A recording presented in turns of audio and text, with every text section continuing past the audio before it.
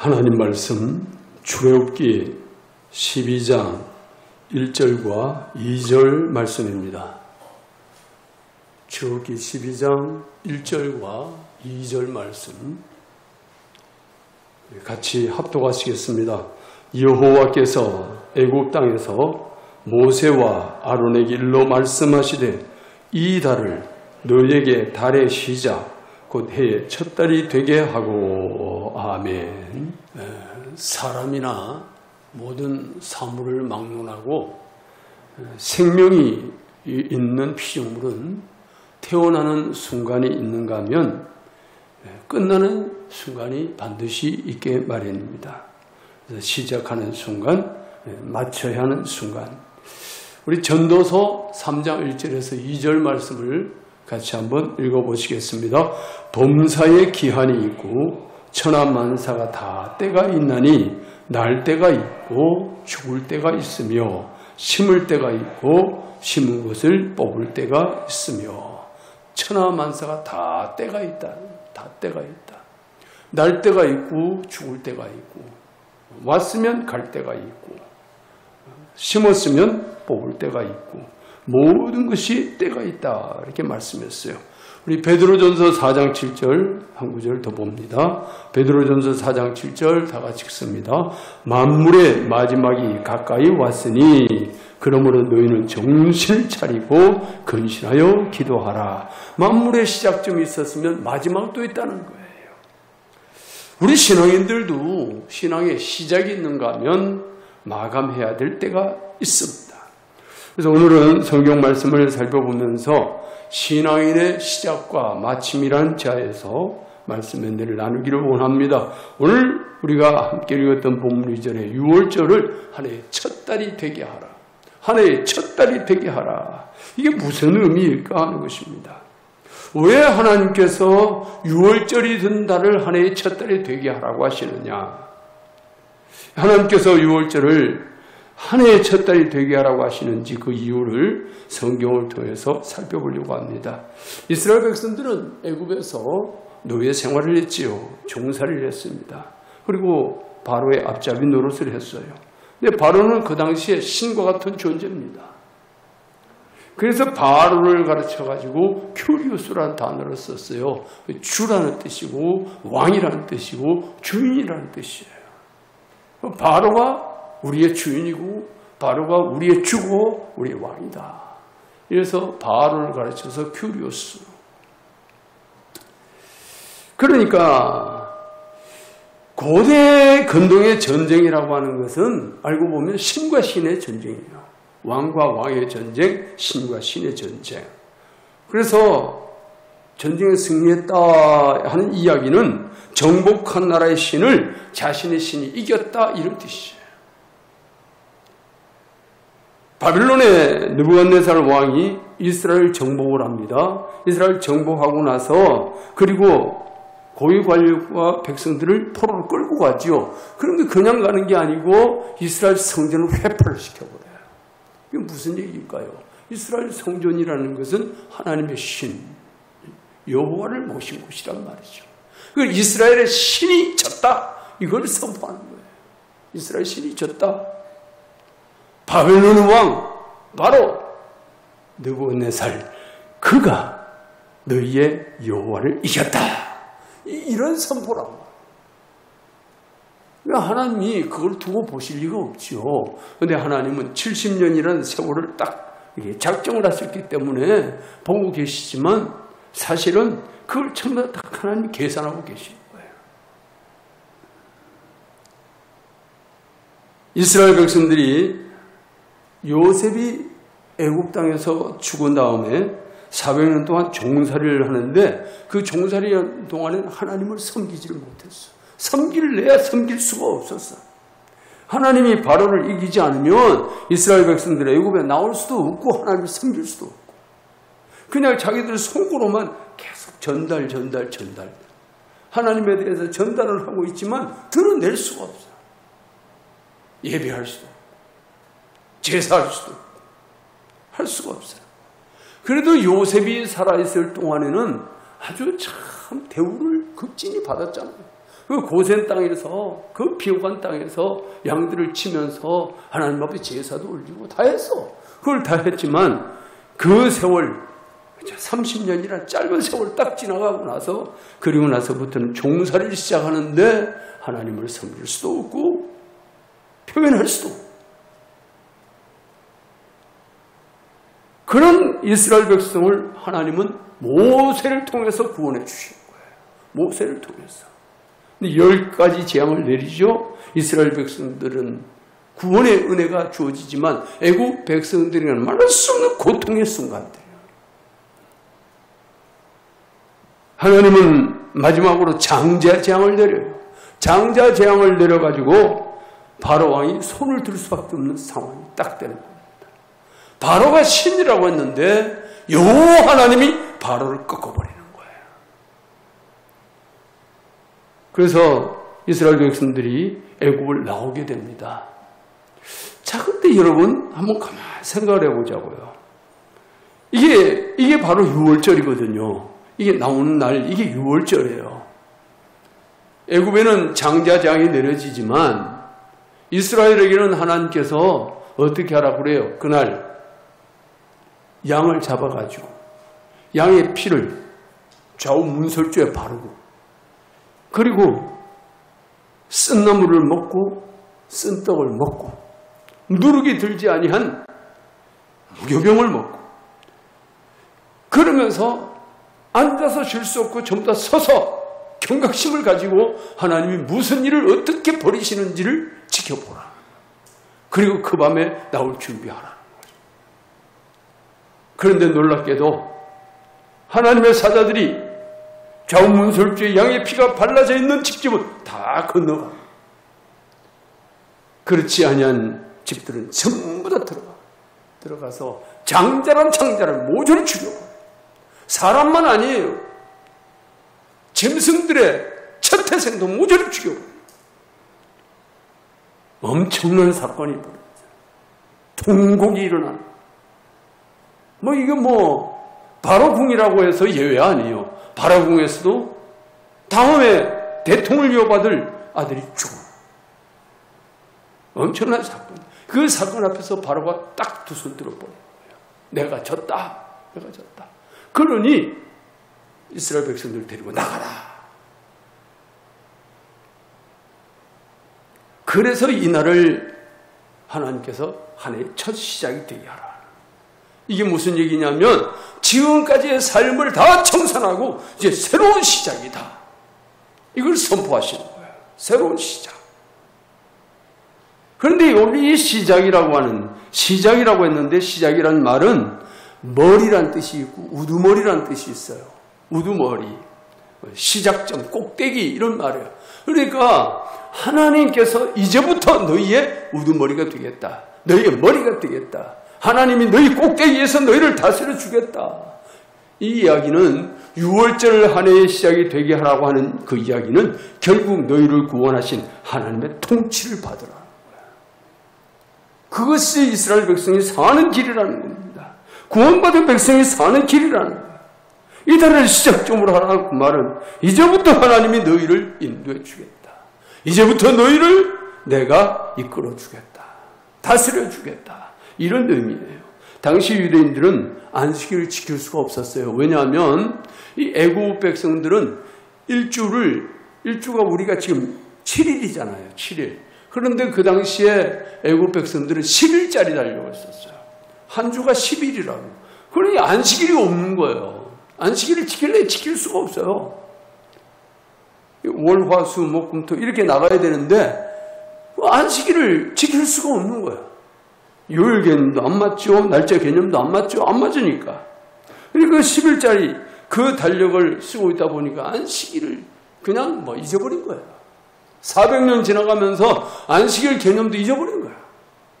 그런데 이제 하나님께서 유대력으로 바꾸시죠. 7일짜리 달력으로 바꾸시는 거예요. 그러면서 안식일 개념을 다시 형성시켜 주시고 안식일을 지키게 하는 거예요. 오늘날 예수 믿고 구원받은 사람들은 이제는 안식일 개념 아니고, 왜냐하면 예수님 안에 들어오면 영원한 안식으로 들어가는 거예요. 그러니까 안식일 개념 아니고 이제 일주일에 첫날인 주일 개념이 되는 거예요. 가장 첫날을 하나님 앞에 드리고 한 주를 시작합니다. 그런 의미예요. 안식일의 개념은 한 주를 다 끝내고 마지막 날을 쉬는 개념이고 그 마지막 날을 하나님 앞에 드리는 개념이었는데 주일 개념은 예수 안에 우리는 안식을 누리기 때문에 더 이상 안식일의 의미는 사라져버렸고 우리는 한 주의 첫날인 주일을 하나님 앞에 드림으로 시작을 합니다. 그래서 성령이 오신 날도 주일이고 예수님 부활하신 날도 주일이에요. 이스라엘 백성들은 하나님을 반드시 섬겨야 되게 되어 있습니다. 하나님을 섬기지 않으면 다시 종살이 할 수도 있는 상황이 되는 거예요. 그것이 바벨론 포로 생활이거든요.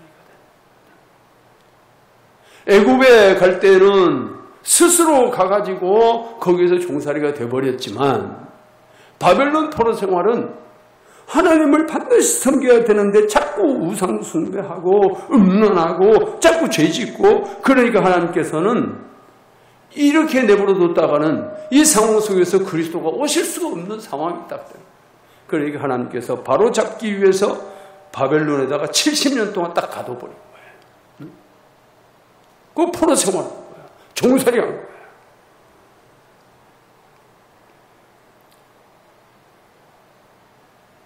그들이 애굽에 살 때에는 하나님과 전혀 관계없는 삶을 살았어요. 관계 있는 삶을 살래야 살 수가 없었어요.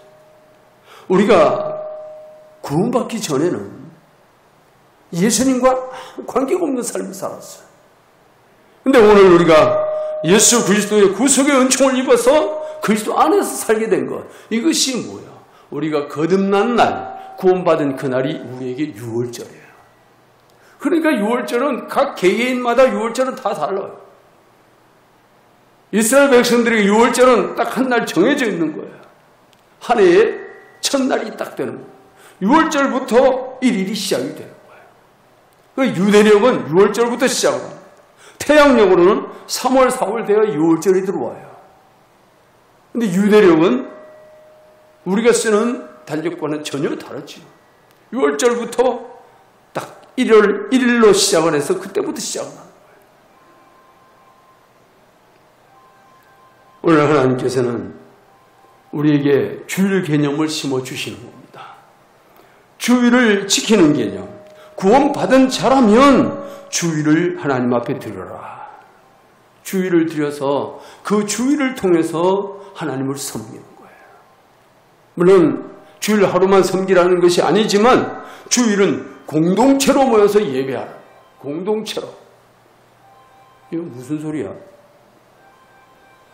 어디에서 들리는 소리야 이게? 아무쪼록 오늘 우리는 이 말씀을 보면서 하나님 은혜에 붙들리는 우리 하나님께서 우리를 구원하시고 우리에게 유월절의 은혜를 주시고 그럼 우리 신앙인은 그때부터 시작이에요. 구원받는 그날부터 시작이에요. 그런데 그 전의 삶은 뭐냐? 그 전의 삶을 우리 주님 뭐라 그래? 다 이전 것은 지나갔으니 보라 새 것이 되었도다. 이 말씀을 하시면서 이전의 삶을 청산하라. 우리 인생이 태어나가지고 지금까지의 삶을 없앨 수가 있겠습니까? 없앨 수는 없어요. 없앨 수는 없지만 주님 말씀하시기를 예수 믿고 구원받은 그 전의 삶을 청산하라는 거예요. 우리 예수 안에서 만물을 새롭게 하시는 주님의 은혜 가운데 모든 것이 새로운 시작이다. 새로운 시작. 하나님께서도 우리를 구원받은 거듭난 그날부터 우리를 시작점으로 보시는 거예요. 그렇기 때문에 우리 하나님은 과거를 기억하지 않아요. 과거를 기억하지 않아요. 만약에 그게 아니면 우리 과거에 살아온 삶을 다 훑어서 보신다고 하면 우리가 하나님 앞에 어떻게 설 수 있겠어요? 설 수가 없지. 예수 믿기 전에는 하나님을 반역하는 삶을 살아왔는데 그거 어떻게 하나님 앞에 설 수 있겠어요? 그런데 예수 믿고 거듭난 그날부터 그 전날을 하나님이 싹 지운 거예요. 하나님의 기억 속에 없어요. 여러분, 우리가 예수 믿고 거듭나고 구원받은 그날부터 우리의 시작인데 그 삶 속에서 과거로 돌아가려고 하는 이런 일을 버리면 안 되는 거예요. 근데 이스라엘 백성들은 어떻게 했어요?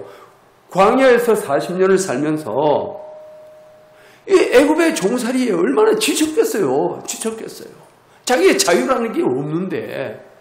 그리고 광야로 나왔어. 근데 광야 40년은 가나안을 가는 하나의 과정이거든요.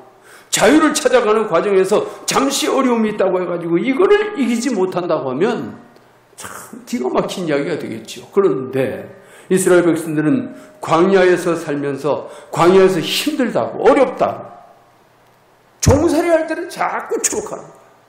종살이 할 때가 차라리 나았다는 거예요. 자유를 찾아가는 것이 그리 쉬운 일이겠어요.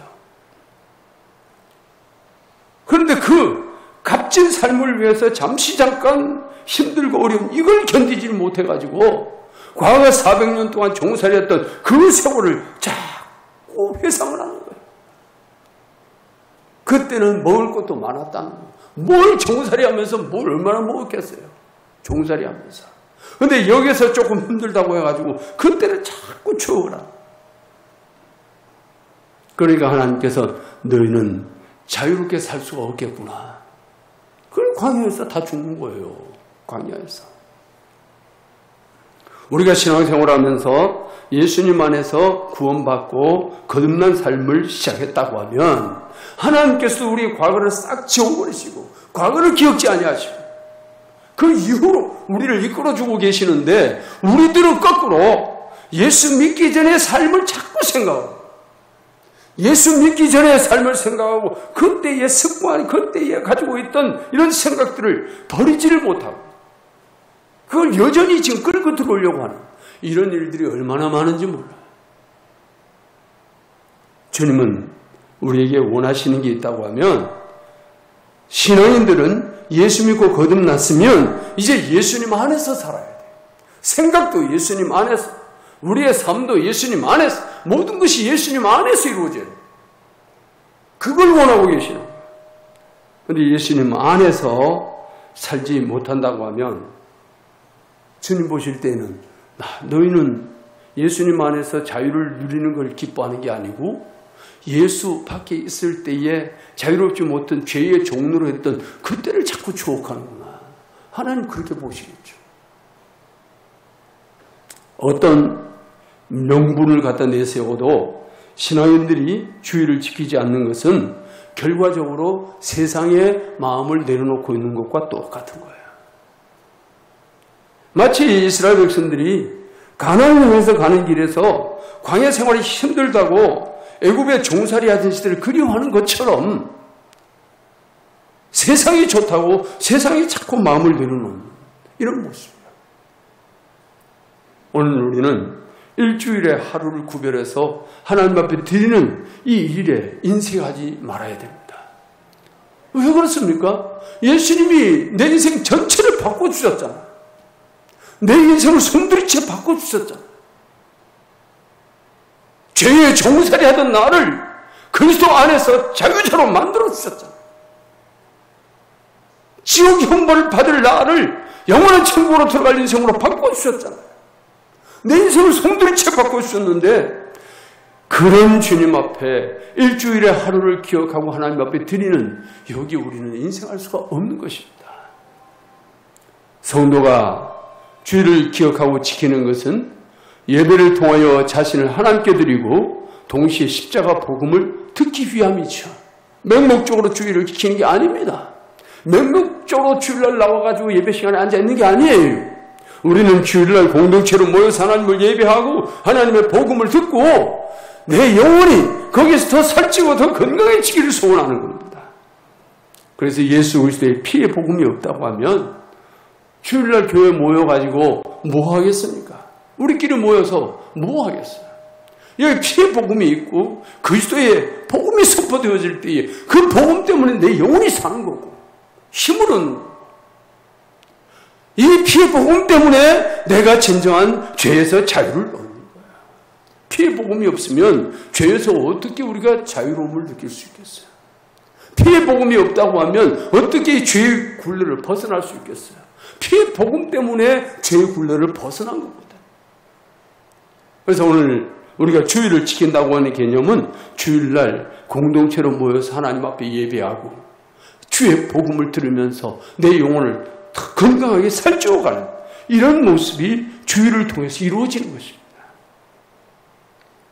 오늘 우리 주님께서 이 유월절을 통해서 유월절날 마지막 고난의 현장에 들어가시기 전에 제자들을 불러 모으고 만찬을 행하십니다. 유월절 만찬. 유월절 만찬을 행하시면서 주님께서 제정해 주신 것이 성만찬이거든요. 우리 요한복음 6장 54절에서 55절 말씀을 같이 한번 보시겠습니다. 요한복음 안 넘어가요? 넘어갔어요? 네, 다 같이 읽습니다. 내 살을 먹고 내 피를 마시는 자는 영생을 가졌고 마지막 날에 내가 그를 다시 살리리니 내 살은 참된 양식이요 내 피는 참된 음료로다. 내 살을 먹고 내 피를 마시는 자는 영생을 가졌고 그리고 마지막 날에 내가 그를 다시 살리리니 내 살은 참된 양식이요 내 피는 참된 음료로다. 예수님께서 자기 살을 먹으라. 자기 살을 먹으라.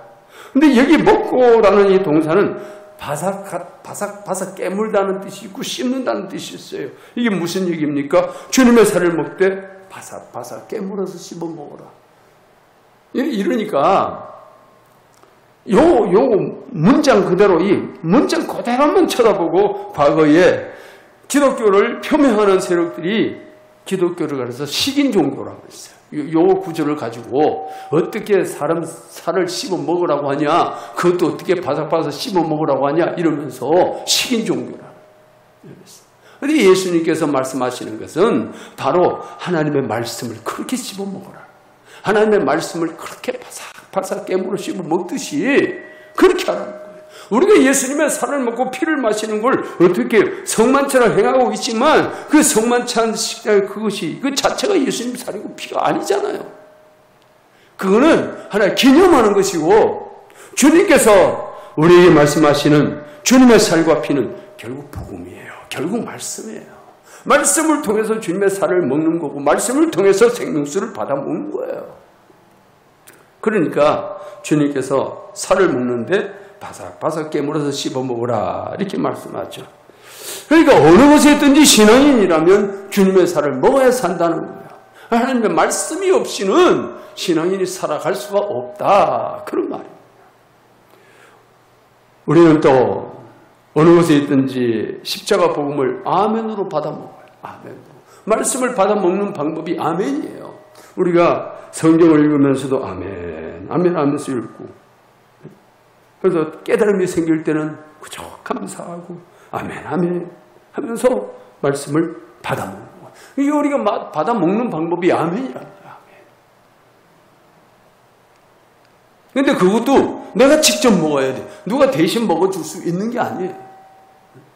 누가 대신 먹어주고 그것이 나한테 뭐 어떤 효용 가치가 있다고 하면 자녀들한테 대신 먹으라고 하고 혹은 또 부모한테 형제들한테 대신 먹으라고 그러고 자기는 그냥 먹지도 않고 덕도 보고 그럴 수 있겠지. 그러나 구원도 1:1인 것처럼 하나님의 말씀도 1:1이에요.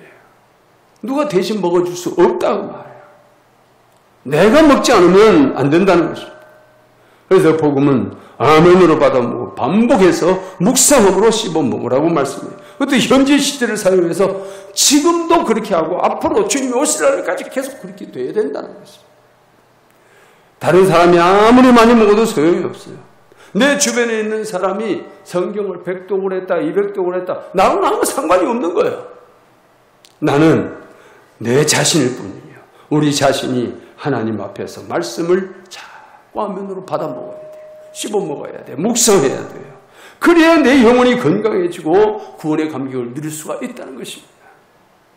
그리고 마셔야 돼요. 주님은 포도주를 나누시면서 이 잔은 내 피로 세운 새 언약이라 그러시면서 나누시죠. 주님이 오실 때까지 이것을 기념하라고 말씀합니다.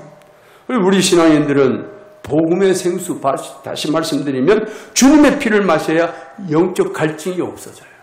영적 갈증이. 우리 영적으로 자꾸 허하다 이 느낌이 들 때는 뭔가 지금 하나님의 말씀이 내 속에 채워지지 않아서, 말씀이 채워져야, 하나님의 성령의 은혜가 채워져야 내 영혼에 갈증이 없어져. 어떤 사람은 오늘 말씀 들었다고 내일은 듣지 않아도 된다고 생각하는 사람이 있어요. 어제 들었으니까 오늘 안 들어도 된다고 생각하는 사람이 있어요. 절대 그렇지 않아요. 매일 먹고 마셔.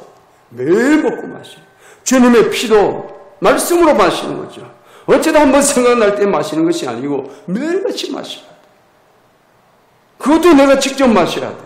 그건 내 영생을 누가 뺏어갈 수 없어요. 나의 영생은 주님의 피로 말미암아 이루어진 거야. 그래 그 피를 내가 직접 마셔야 돼.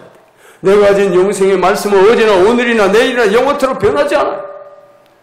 영생은 다른 사람이 아닌 내가 소유해야 되는 것입니다. 다른 사람이 영생한다고 그 나하고 무슨 관련이 있느냐? 아무 관련이 없어요. 아무 관련이 없어요. 영생은 내가 영생을 해야 돼요. 그래서 주님이 말씀하시기를 내가 마지막 날에 다시 살리리라. 이게 부활의 역사예요. 부활. 이런 부활을 통해서 우리 하나님 다시 이렇게 세우시는 거예요. 이 땅에서 주님의 살과 피를 먹고 마신 자들은 주님이 마지막 그날에 반드시 일으켜 세워주시는 겁니다. 구원받은 자들은 마지막 날에 반드시 살리는 일이 실제 사건으로 나타나요. 그냥 말씀이 말씀으로만 있는 게 아니라 실제 사건으로 일어난다고 말이에요. 그래서 우리 예수 믿는 사람의 시작이 거듭남, 구원받은 것으로 시작을 했다고 하면 우리 신앙인들의 마지막은 안식이에요. 안식. 주님의 나라에서 영원히 쉬는 거예요. 이게 신앙인의 마침이에요. 6월절을 한 해의 첫 달로 시작한 것처럼 십자가 복음을 듣고 원죄에서 해방된 구원받은 성도들을 거듭났기 때문에 주일을 통해서 하나님 앞에 늘 예배하는 거고 주일을 통해서 말씀을 계속 공급받는 거예요. 계속 공급받아. 물론 주일 하루 가지고는 모자라지요. 그러니까 매일같이 모여서 기도도 하는 거고 매일같이 말씀도 묵상하고 그러면서 내 영혼을 자꾸 건강하게 지켜가는 거예요. 내 영혼이 건강하려고 하면 하나님의 말씀을 늘 묵상해야 돼요. 늘 묵상해야 돼요. 우리가 밥을 먹는데 밥을 먹어도 하루 세 끼 매일 먹어야지 이거를 중간중간에 걸러버리면 그만큼 육신의 건강에 타격이 오죠. 타격이 와요. 근데 이제 연세들이 들고 나면 세월이 흐르면 모든 육체의 기능이 떨어지잖아요. 기능이 떨어지니까 그때는 이제 입맛도 떨어지고 입맛 떨어지면 뭘 먹어도 별로 맛있는 것도 모르고 이 기능이 떨어지니까 그런 거예요.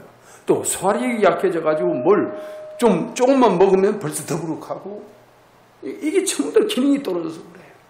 근데 기능이 떨어져서 그러는데 그 기능이 떨어지면서 입맛도 떨어지고 밥맛도 떨어지고 소화력도 부족하고 그러다 보니까 점점 못 먹게 되겠죠. 못 먹게 되면 어떤 일이 벌어져요? 내 육신이 점점 망가져 간단 말이에요. 점점 망가져 간다. 그러니까 나이가 들어서 일어나는 현상은 어떻게 해볼 방법이 없지. 어떻게 해볼 방법이 없어.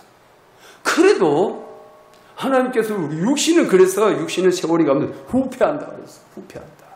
어쩔 수 없어요. 그러나 우리 영혼은 날로 새로워져야 돼. 영혼이 후패하면 큰일 나는 거예요. 육신은 후패할 수밖에 없지만 영혼은 날로 새로워져야 돼. 날로. 어떻게 날로 새로워져요? 아무리 세월을 넣어도 말씀을 끊어버리면 안 되는 거예요. 말씀을 묵상하기를 이걸 끊어버리면 안 돼요. 입맛 떨어지고 소화력 약해지고 먹는 걸 제대로 못 먹어서 내 육신은 점점 시들어지고 그렇게 될 수 있겠지만 그러나 내 영혼은 시들어지면 안 돼요. 내 영혼이 점점 사그라들면 이게 큰일 나는 거예요. 그래서 우리는 영혼은 건강해야 됩니다. 날로 새로워져야 돼요. 늘 말씀을 묵상하고 늘 기도하면서 하나님과의 관계를 유지하면서 내 영혼은 늘 건강해서 주님이 오라고 부르시는 그날까지 건강한 모습으로 있다가 주님이 부르시면 할렐루야 찬송 부르면서 하나님 앞에 갈 수 있어야 돼요. 그렇게 하지 않으면 우리는 육신이 후패해지면서 하나님도 잊어버릴 수 있어요. 이건 불행한 것입니다.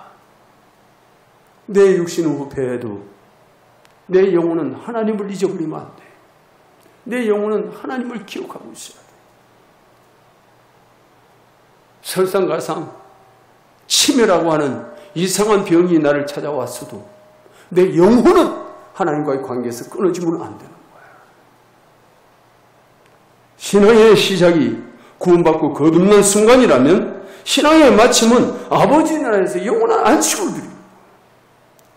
오늘 우리 성도들은 날마다 예수 그리스도 안에서 거룩한 말씀과 성령으로 충만하고 그래서 그 은혜로 승리하고 날마다 하나님의 자녀로 살아가는 주님이 오라고 하시는 그날까지 하나님의 자녀로 승리하는 거룩한 역사가 있기를 예수님의 이름으로 축복합니다.